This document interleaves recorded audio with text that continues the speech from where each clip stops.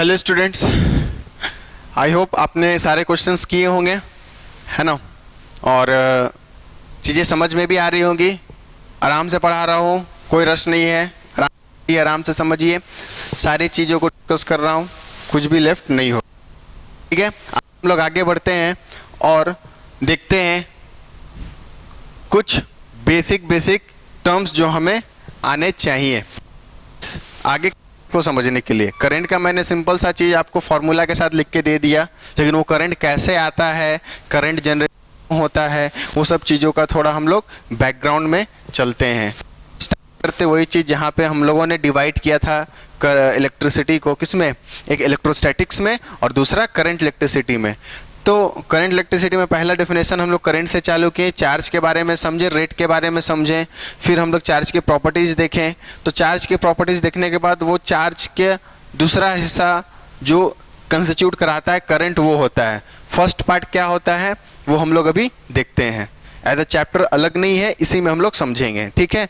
तो अगर आज हम स्टार्ट करें तो एक टॉपिक हम लोग सीखेंगे पहले, जिसका नाम है कूलम्स लॉ। क्या नाम है? Coulomb's law. पेन कॉपी लेके बैठिएगा, जिसका नाम क्या है? Coulomb's law. देखते हैं क्या बोलता है कूलम्स लॉ।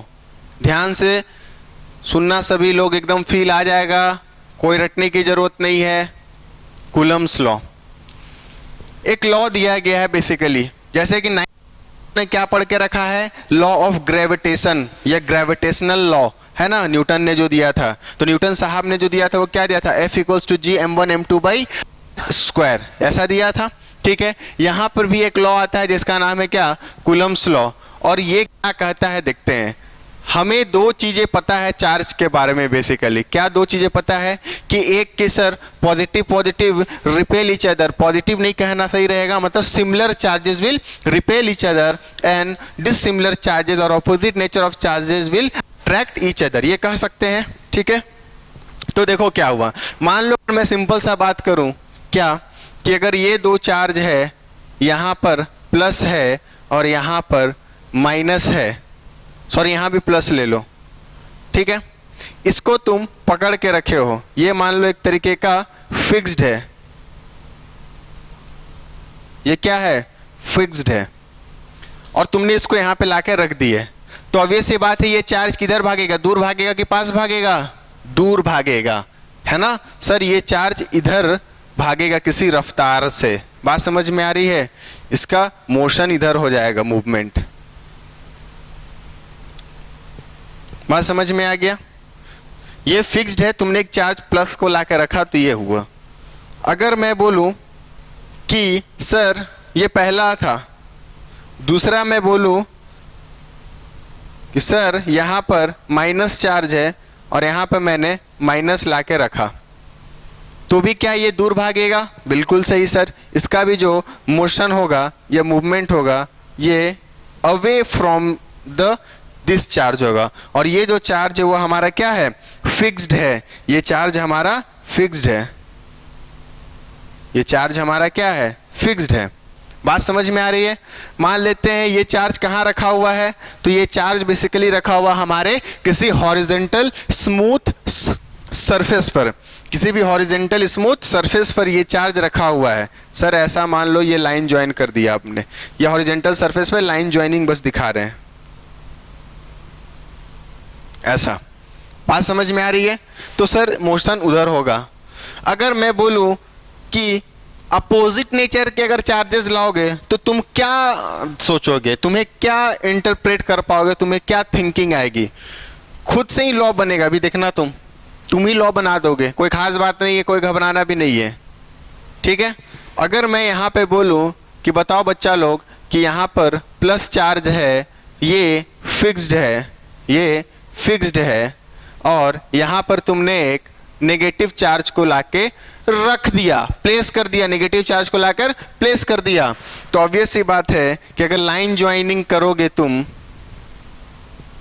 सर ऐसा है कुछ मान लो, तो ये चार्ज का मोशन इस बार अवे ना होके टुवर्ड्स हो जाएगा। बात समझ में आ रही है? क्यों? क्योंकि opposite nature charge will attract each other, है ना। कोई दिक्कत? सब क्लैरिटी से समझ में आई क्या बोला?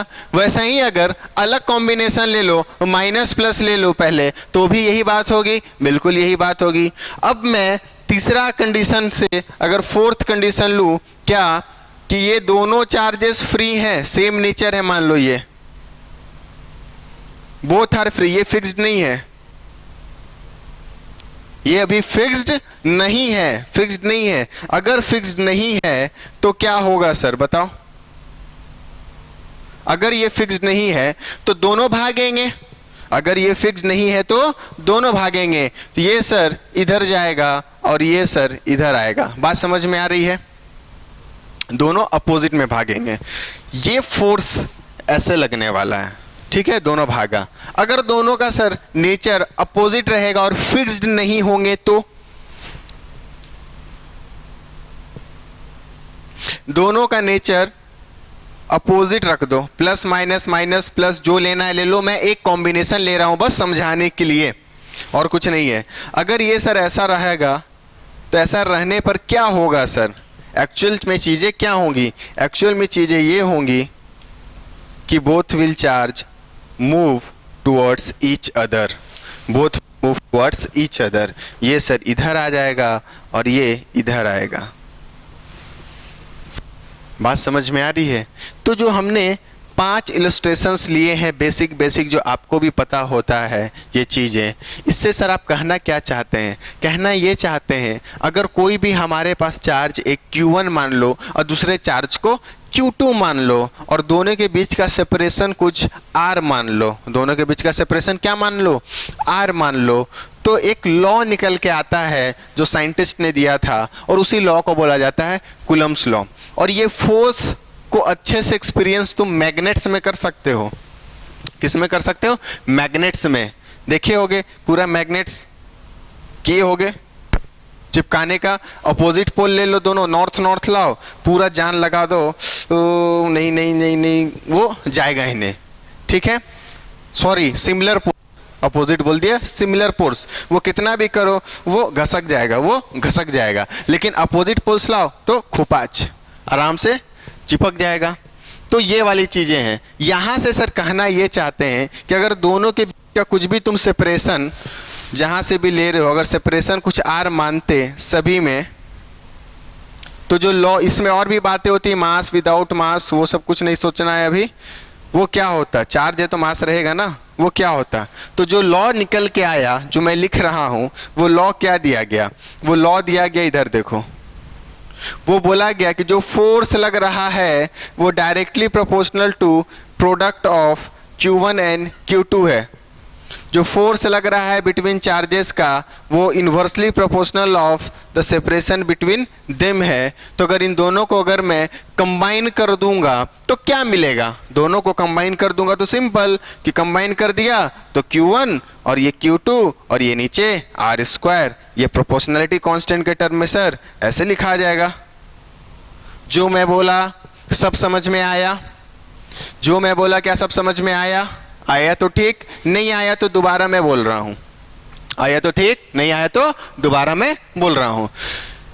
कूलम्ब्स लॉ में क्या किया गया कि वेरियस चार्ज अरेंजमेंट को लाया गया। पहले एक चार्ज को फिक्स्ड करके रखा गया और दूसरे केस में दोनों को फिक्स नहीं किया, ओपन कर दिया, और ये किसी हॉरिजॉन्टल सरफेस पे बात हो रही है। तो देखा गया कि सेम नेचर के चार्ज है तो ये इधर भागा, ये इधर भागा, ये अपोजिट है तो टुवर्ड्स भागा, सेम नेचर है तो दोनों को अगर फिक्स नहीं है तो दोनों भागा। ये सब चीजें देखी गई और ये देखा गया कि जो चार्ज इधर भाग रहा है, the motion of the charge at which direction is taking place is just because of force. क्यों? कोई फोर्स ही तो मोशन ला सकता है, कोई फोर्स ही तो मोशन ला सकता है। तो जब फोर्स मोशन ला सकता है तो बोला कि अगर ये इधर जा रहा है तो इसमें फोर्स इधर लग रहा होगा, और उसको दिखाया गया किसी फोर्स F से। बोला गया कि इसमें फोर्स इधर लगा होगा F, इसमें भी फोर्स इधर लगा होगा F, इसमें फोर्स इधर लगा होगा, तभी तो ये इधर आया F। और ये भी भागा तो इसमें भी फोर्स इधर लग गया, और ये भी भागा इसमें भी फोर्स इधर लग गया, ये भी भागा इसमें भी फोर्स इधर, इसमें भी फोर्स इधर। ठीक है, फोर्स इसमें भी लग रहा है जो जो फिक्स्ड है उसमें भी लग रहा है, लेकिन वो फिक्स्ड है तो वो कोई काम का नहीं, वो मोशन में नहीं, इसलिए मैं नहीं दिखा रहा। ऐसा नहीं कि फोर्स इसमें नहीं लगा, फोर्स इसमें भी लग रहा है, लेकिन वो मोशन ले ही नहीं सकता है। ठीक है, जो जा रहा है मैं उसमें दिखा रहा हूं। तो यहां से वो लॉ निकल के आया, इसी को बोला जाता है Coulomb's law. Coulomb's law, F equals to Q1 Q2 proportionality में। ठीक है, F directly proportional to Q1 Q2 by R square. अगर इस लॉ को लिखा जाए तो कैसे लिखेंगे? यहां तक जल्दी लिखिए, पहले यहां तक कंप्लीट करो।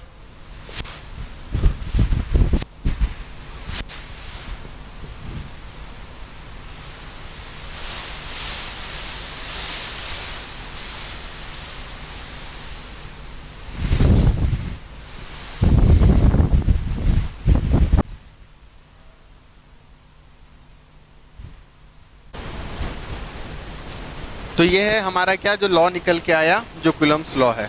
ठीक है, इसमें अब आगे बढ़ते हैं और इस प्रोपोर्शनैलिटी को हटाते हैं हम लोग। ठीक है ना, यहाँ से कैसे ये हटेगा दिखते हैं। कॉपी कर लिए होगे सभी लोग, है ना? चलो,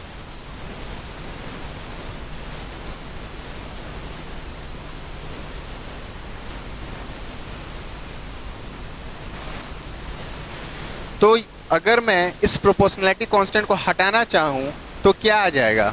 ये आ जाएगा सर F, इस प्रोपोर्शनैलिटी को हटा के इक्वल किया तो एक प्रोपोर्शनैलिटी कांस्टेंट का इंट्रोडक्शन होता है जिसका नाम है K, बोलते हैं उसको। क्या बोलते हैं? K।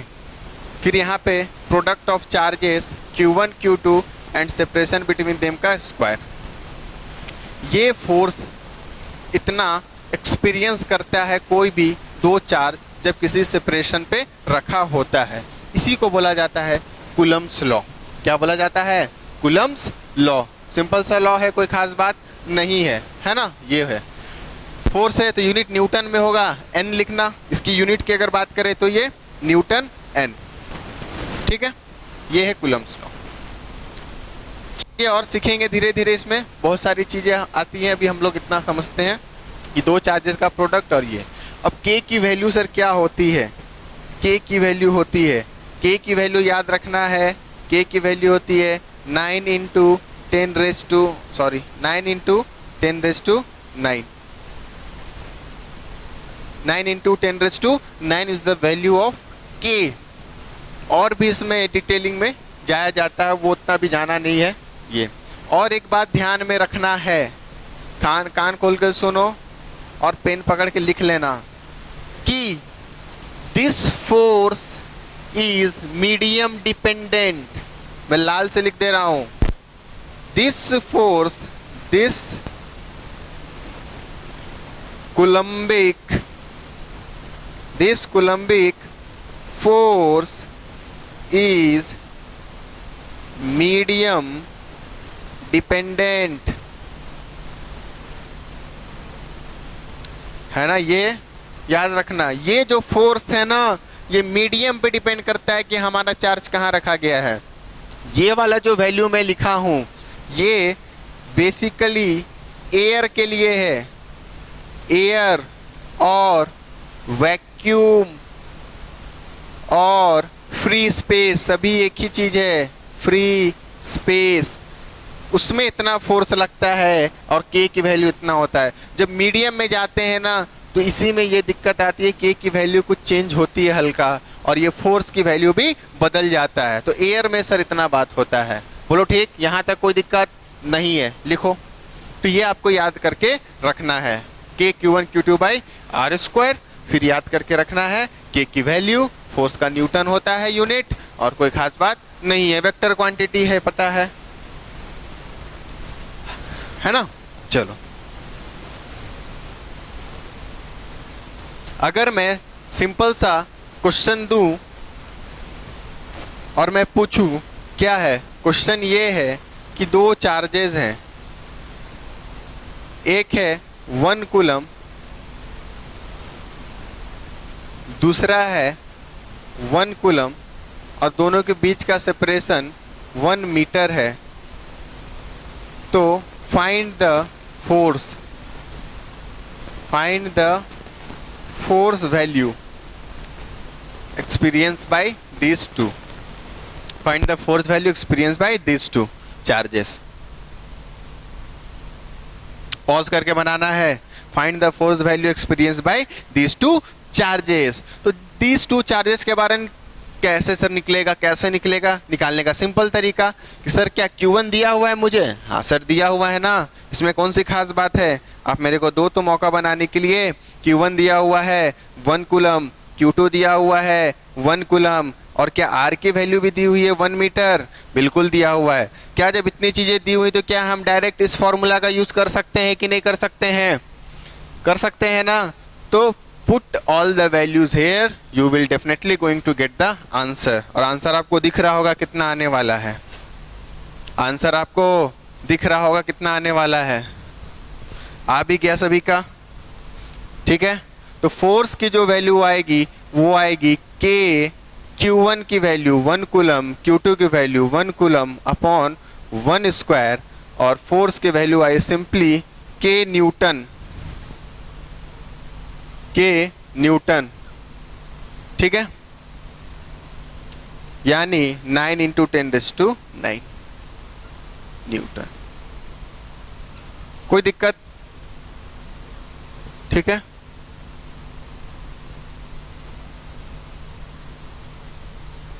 है ना? ठीक है, चलो एक और क्वेश्चन देते हैं।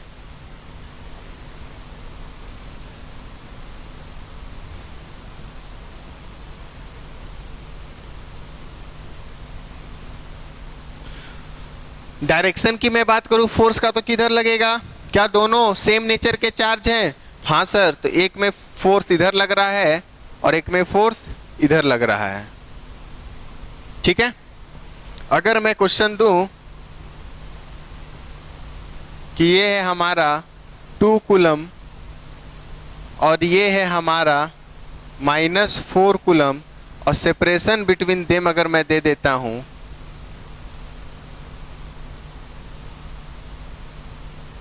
ये है -4 कूलम, और सेपरेशन बिटवीन द चार्जेस ले लो, और कितना लोगे? 4 मीटर। ठीक है, या 2 मीटर ले लो, है ना? 2 मीटर ले लो। तो मेरे को बताओ फोर्स की value. Find the value of force. क्या हम नहीं निकाल सकते हैं? क्या हम नहीं निकाल सकते हैं? क्या निकाल सकते हैं? जल्दी बताओ वैल्यू। फोर्स की वैल्यू कितनी होगी?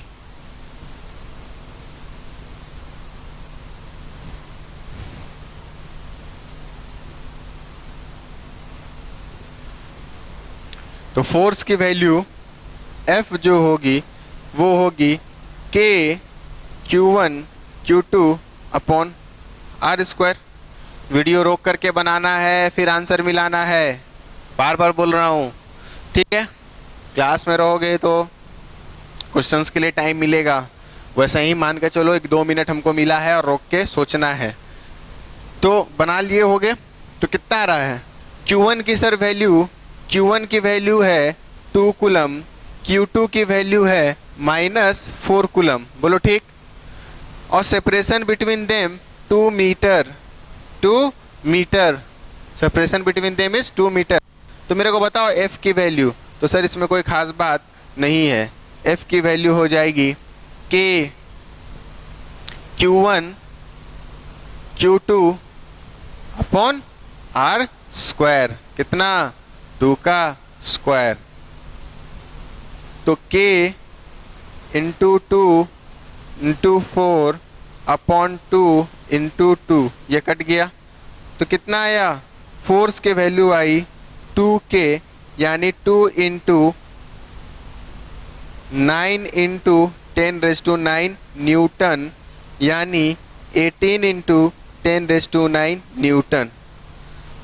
और डायरेक्शन ऑफ फोर्स की बात करें सर तो अपोजिट नेचर का है, इसीलिए फोर्स इधर लगेगा, एक दूसरे को अट्रैक्ट कर रहा है। यहाँ पर मैग्नीट्यूड रखे हैं Q -4, यहाँ पे नहीं रखे हैं, 4 रखे हैं। ठीक है, डायरेक्शन हम दिखा दे रहे हैं। फोर्स वेक्टर है तो डायरेक्शन इधर ही लगेगा। ठीक है वो। तो ऐसे तो इस टाइप के क्वेश्चंस क्या हम नहीं कर सकते हैं? कर सकते हैं सर।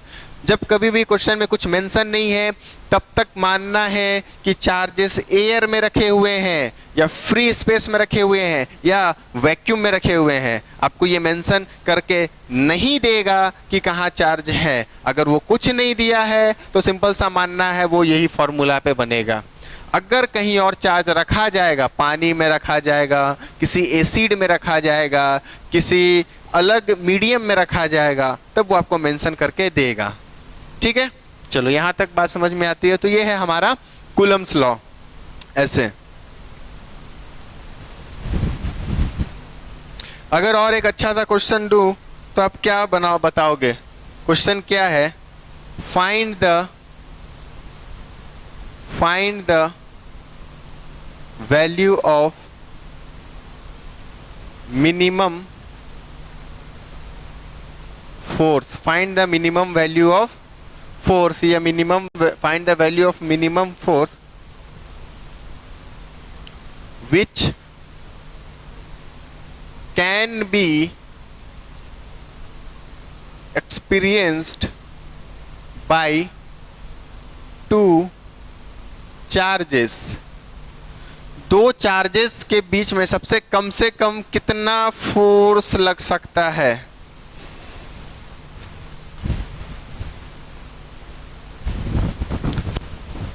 ठीक है,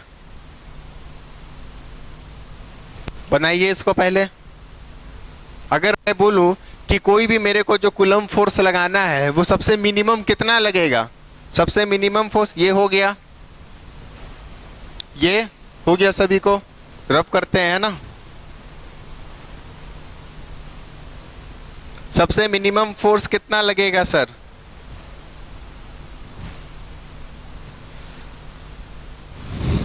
हाँ, तो सबने दे दिया होगा आंसर क्या कि अगर एफ मिनिमम की बात करना है तो सर इसमें कोई खास बात थोड़ी है मेरे लिए। एक यहाँ पे चार्ज ले लो, मिनिमम चार्ज कितना हो जाएगा? 1 कूलम। फिर यहाँ पे ले लो 1 कूलम और दोनों का सबसे कम डिस्टेंस कितना? 1 मीटर, जो हम लोग किए थे स्टार्टिंग में क्वेश्चन। तो सर एफ मिनिमम की वैल्यू जो आई वो आई के Q1 Q2 upon are square. ये हमने करके रखा है। तो एफ मिनिमम कितना आ गया यहाँ से जरा बताना तो? के मतलब 9 इंटू 10⁹। क्या ये सही है? सब लोग ऐसे ही बनाए हो ना, कोई खास बात नहीं है। क्या ये सही है? तो ये बिल्कुल भी सही नहीं है, ये गलत है। ये क्या है? गलत है। सर क्यों गलत है? गलत ये है कि ये मिनिमम फोर्स पूछा है। तो मिनिमम फोर्स कब आएगा? फोर्स हम जानते हैं, फोर्स क्या होता है? के Q1 Q2 upon are square. के Q1 Q2 upon are square होता है हमारा मिनिमम वैल्यू ऑफ फोर्स। अगर मिनिमम पूछ रहा है वैल्यू, तो मिनिमम पूछ रहा है तो मतलब चार्ज की वैल्यू सबसे छोटी होनी चाहिए। चार्ज की वैल्यू सबसे छोटी होनी चाहिए। बात समझ में आ रहा है? तो सबसे छोटा चार्ज कौन है? क्या 1 कूलम है? 1 कूलम में तो कितना ज़्यादा इलेक्ट्रॉन्स था, हम लोग तो निकाले थे 10⁻18। बात समझ में आ रहा है? 6.25 के लगभग आया था इंटू 10⁻18। वो तो बहुत ज़्यादा है। सबसे छोटा यूनिट टेस्ट चार्ज क्या है हमारा? इलेक्ट्रॉन। कौन है? इलेक्ट्रॉन। अगर इलेक्ट्रॉन है तो इसमें अगर मिनिमम फोर्स लेना है तो Q1 की वैल्यू E होगा, Q2 की वैल्यू भी E होगा और R का मिनिमम कम से कम 1 मीटर। कहने का मतलब कि यहाँ पर जो रखा हुआ है वहाँ यहाँ पर जो रखा हुआ है वो E है, यहाँ पर भी जो रखा हुआ है वो E है और इन दोनों के बीच का सेपरेशन 1 मीटर है। इन दोनों के बीच का सेपरेशन 1 मीटर है। और F की वैल्यू क्या हो गई? के E अपॉन 1 का स्क्वायर। तो F इक्वल्स टू के E स्क्वायर। ये है हमारा मिनिमम फोर्स जो कि करेक्ट है। और ये question JEE mains NEET NEET में आ चुका है। ये 4 मार्क्स में एस टाइप के क्वेश्चंस आते हैं। तो यही तो है कूलम्ब्स लॉ, इस पे ये क्वेश्चंस आया हुआ है। बात समझ में आई? देखो कहीं कोई दिक्कत? मिनिमम फोर्स मतलब सबसे छोटा चार्ज और सबसे छोटा डिस्टेंस। 1 कूलम सबसे छोटा चार्ज नहीं है, सबसे छोटा चार्ज इलेक्ट्रॉन को मैंने माना है, प्रॉपर्टीज में भी मैंने लिखा के रखा था। ठीक है, चलो लिख लो।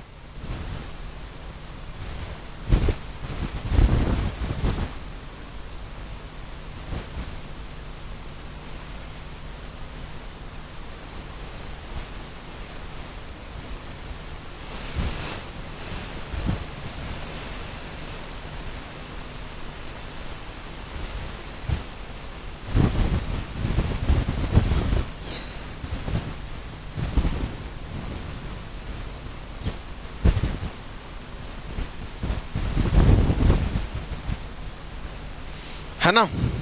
ठीक है, आगे बढ़ते हैं।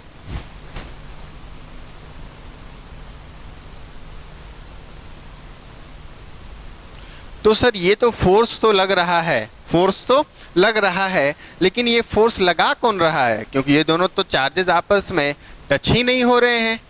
बात समझ में आ रही है? ये दोनों चार्जेस आपस में टच ही नहीं हो रहे हैं, तो ये फोर्स कौन लगा रहा है भाई? क्योंकि हम लोग अगर खड़े हैं, अगर ये मार्कर मेरे हाथ पे रखा हुआ है, तो इसमें तो फोर्स लग रहा है ना, नीचे ग्रेविटी लग रहा है और ऊपर भी एक नॉर्मल रिएक्शन लग रहा है। कब? जब ये बॉडी कांटेक्ट में है। तो यहां पर जो फोर्स लग रहा है, जो बिना कांटेक्ट में लगता है, ये नॉन कांटेक्ट फोर्स का एग्जाम्पल है। ठीक है ना? Electrostatic force is an example of non contact force. ठीक है, तो अब ये फोर्स कौन लगाता है? तो फोर्स लगाने वाला जो नाम है, जिसको बोलते हैं फोर्स, इज, बड़ा बड़ा लिख दे रहे देखो, एक्सर्टेड बाय फील्ड। फील्ड, अब सर ये फील्ड क्या है? यहां पे लिख देते Coulombic force. Coulombic force, electrostatic force is exerted by field. Field, field. और जो ये फील्ड है, इस फील्ड को इस पर्टिकुलर सेक्शन में बोला जाता है इलेक्ट्रिक फील्ड। क्या बोला जाता है? Electric field. अच्छा, मतलब कि सर कोई भी चार्ज पे कोई फोर्स लगा रहा है, तो वो कौन लगा रहा है? Electric field. चार्ज के कारण जो भी फील्ड निकलता है उसको क्या बोला जाता है? Electric field. Electric field, charge के कारण जो भी फील्ड लाइंस निकलती है उसको बोला जाता है इलेक्ट्रिक फील्ड। तो जो भी फोर्स लगता है, इलेक्ट्रोस्टैटिक फोर्स और you can say as it coulombic force, वो कौन लगाता है? फील्ड लगाता है। और वो फील्ड यहाँ पे स्पेसिफिकली कौन है? Electric field. आगे भी हम लोग बढ़ेंगे तो पढ़ेंगे एक मैग्नेटिक फील्ड। ये दो तरीके के फील्ड हम लोग आगे देखेंगे। और भी फील्ड होती है, ठीक है ना, वोर्टेक्स फील्ड, ठीक है, वो सब बाद में। इलेक्ट्रिक फील्ड पे बात करेंगे हम लोग। किस पे? Electric field. तो टॉपिक लिखो सर, जो फोर्स लगाता है वो कौन लगाता है? इलेक्ट्रिक फील्ड लगाता है, क्योंकि टच तो नहीं हो रहा है ना, टच तो नहीं हो रहा है बॉडी।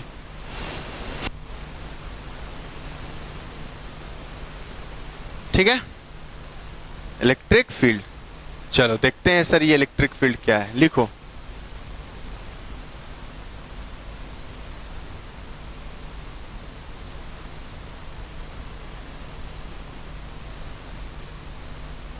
इलेक्ट्रिक फील्ड, इसको सिंबॉलिकली दिखाया जाता है कैपिटल ई से, ऐसे।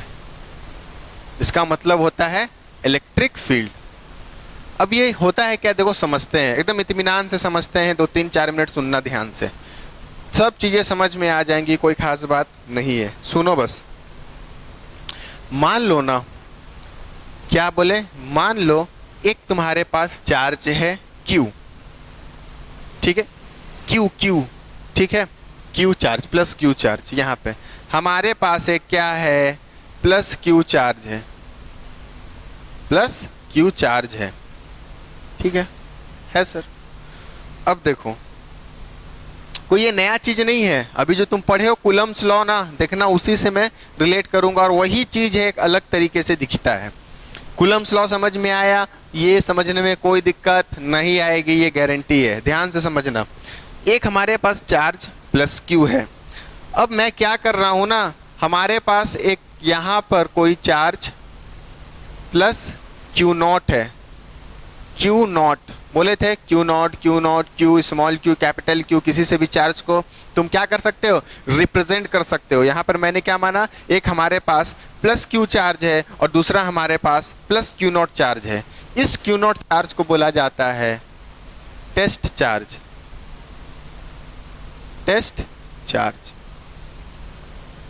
जनरली इसकी वैल्यू 1 कूलम होती है। कितनी होती है, 1 coulomb. Test charge 1 coulomb magnitude का चार्ज होता है।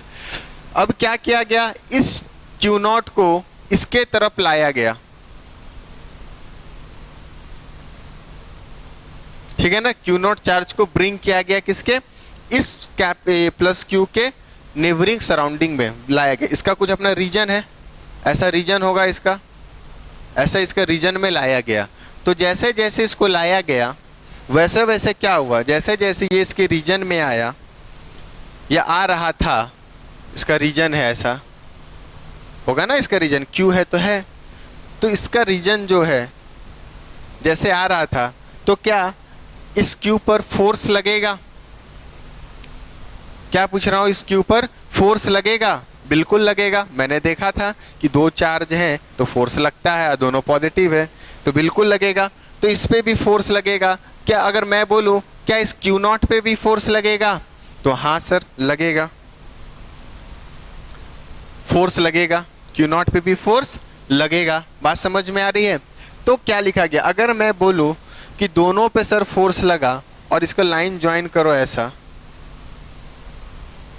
और ये फोर्स हमें दिख नहीं रहा है, तो ये लगा कौन रहा है, फील्ड लगा रहा है फोर्स, उसी फील्ड को हम लोग निकालना चाह रहे हैं। तो अगर मैं बोलूं कि सिंपल से अगर फोर्स लिखना चाहो तो फोर्स क्या लिखोगे, फोर्स की लिखोगे वैल्यू के क्यू क्यू नॉट अपॉन किसी भी डिस्टेंस या सेपरेशन आर पे। मान लो हम क्यू नॉट को लाते लाते यहाँ पे लेकर आ गए थे, क्यू नॉट हमारा यहाँ पर आ गया। अगर क्यू नॉट यहाँ पर आ गया और ये मैंने बोला कि डिस्टेंस या पोजीशन बिटवीन चार्जेस आर, तो मैं क्या ये लिख सकता हूँ force equals to k q q naught by r, force experienced by test charge due to this charge, है ना। किधर होगा डायरेक्शन सर, इधर होगा डायरेक्शन फोर्स का, और इसमें इधर होगा फोर्स का डायरेक्शन, ठीक है। हमारे पास एक क्यू चार्ज था, उसके रीजन में हम एक टेस्ट चार्ज लेकर आए, नाम बोला जाता है 1 कूलम चार्ज होता है जनरली। तो दोनों पे फोर्स लगेगा, तो हमारा टेस्ट चार्ज जो फोर्स एक्सपीरियंस कर रहा है या हमारा प्लस क्यू चार्ज जो एक्सपीरियंस कर रहा है, क्या हम उसको इतना लिख सकते हैं, बिल्कुल लिख सकते हैं, क्योंकि कूलम्स लॉ हमें ये लिबर्टी देता है लिखने के लिए। बात समझ में आ रही है। From here if we bring the q naught in the denominator part of F, अगर मैं क्यू नॉट को लेकर आ जाऊं तो मैं क्या लिखूंगा, F upon q naught equals to k q by r square, या तुम दोनों तरफ क्यू नॉट से डिवाइड भी कर सकते हो। तो जो ये वाली चीज आई ना हमारे पास एफ बाई क्यू नॉट, इसको बोला गया क्या, force experienced, force experience per unit test charge, ठीक है। Force experience per unit test charge जो है, force experience per unit test charge, इसी को बोला गया इलेक्ट्रिक फील्ड। मतलब हमारा टेस्ट चार्ज पे फोर्स जो लग रहा है उसको अगर F से डिवाइड कर दो F को Q नॉट से डिवाइड कर दो, तो मेरे को जो वैल्यू आएगी वो किसकी आएगी, इलेक्ट्रिक फील्ड की आएगी। कहने का मतलब अगर मैं लिखना चाहूँ सिंपल से भाषा में, तो इलेक्ट्रिक फील्ड जो है वो k q by r square. Unit की बात करें तो चार्ज का कूलम और ये मीटर स्क्वायर, तो ये हो गया इलेक्ट्रिक फील्ड हो गया k q by r square coulomb per metre square. It's a core property of single charge, ये सिंगल चार्ज की प्रॉपर्टी है electric field, k q by r square. और ये कहाँ से आया? कूलम्स लॉ से ही से तो हम लिख पा रहे हैं। किसी भी रीजन, चार्ज के रीजन में लेकर आओगे, ये प्लस क्यू चार्ज है यहाँ पर रखा हुआ, ठीक है, प्लस क्यू, तो ये फोर्स एक्सपीरियंस करेगा। Force experience per unit test charge को ही बोला गया इलेक्ट्रिक फील्ड, और वो इतना आता है के क्यू बाई आर स्क्वायर, के क्यू बाई आर स्क्वायर। और यूनिट ये क्या है? कूलम पर मीटर स्क्वायर, इसकी क्या है? यूनिट। लिख लो इलेक्ट्रिक फील्ड, बस इतना सा है फॉर्मूला, के क्यू बाई आर स्क्वायर, है ना? इसको लिखो।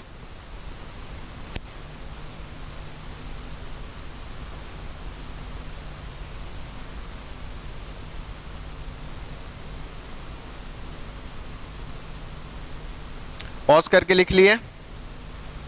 चलो ठीक है। अगर मैं क्वेश्चन दूं तुम्हें करने के लिए कि बताओ जी, यहां पर हमारे पास 2 कूलम चार्ज है और यहां पर हमारे पास 1 कूलम चार्ज है, तो इलेक्ट्रिक फील्ड बताओ तो। ये B है और ये A है, तो इलेक्ट्रिक फील्ड की वैल्यू बताओ तो पॉइंट B।